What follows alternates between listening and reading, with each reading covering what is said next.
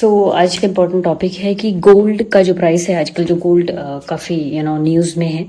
तो अगर आप गोल्ड का प्राइस 2000 में देखें तो लगभग 4400 का था। 10 ग्राम गोल्ड जो है 2000 में 4400 का था, और आज 2025 में वही गोल्ड सेम 10 ग्राम्स जो है वो 1,28,000 रुपये का है।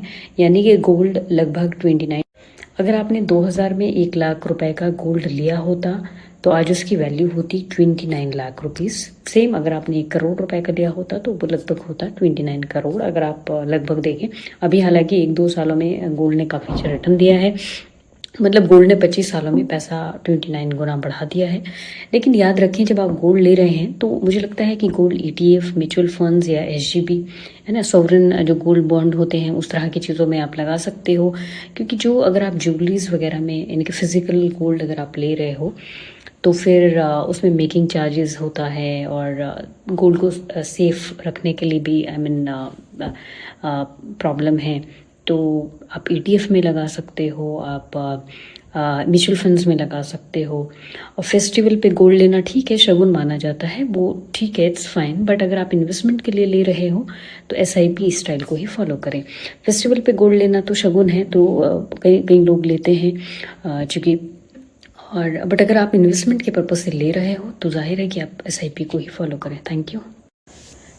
आज का इम्पोर्टेंट टॉपिक है कि गोल्ड का जो प्राइस है आजकल, जो गोल्ड काफ़ी न्यूज़ में है। तो अगर आप गोल्ड का प्राइस 2000 में देखें तो लगभग 4400 का था। 10 ग्राम गोल्ड जो है 2000 में 4400 का था, और आज 2025 में वही गोल्ड सेम 10 ग्राम्स जो है वो 1,28,000 रुपये का है। यानी कि गोल्ड लगभग 29। अगर आपने 2000 में 1,00,000 रुपए का गोल्ड लिया होता तो आज उसकी वैल्यू होती 29 लाख रुपीस। सेम अगर आपने 1 करोड़ रुपए का लिया होता तो वो लगभग होता 29 करोड़। अगर आप लगभग देखें, अभी हालांकि 1-2 सालों में गोल्ड ने काफ़ी अच्छा रिटर्न दिया है, मतलब गोल्ड ने 25 सालों में पैसा 29 गुना बढ़ा दिया है। लेकिन याद रखें, जब आप गोल्ड ले रहे हैं तो मुझे लगता है कि गोल्ड ETF, म्यूचुअल फंड्स या SGB है ना, सॉवरेन जो गोल्ड बॉन्ड होते हैं उस तरह की चीज़ों में आप लगा सकते हो। क्योंकि जो अगर आप ज्वेलरीज वगैरह में, यानी कि फिजिकल गोल्ड अगर आप ले रहे हो तो फिर उसमें मेकिंग चार्जेस होता है, और गोल्ड को सेफ रखने के लिए भी प्रॉब्लम है। तो आप ETF में लगा सकते हो, आप म्यूचुअल फंड्स में लगा सकते हो। और फेस्टिवल पे गोल्ड लेना ठीक है, शगुन माना जाता है, वो ठीक है, इट्स फाइन। बट अगर आप इन्वेस्टमेंट के लिए ले रहे हो तो SIP स्टाइल को ही फॉलो करें।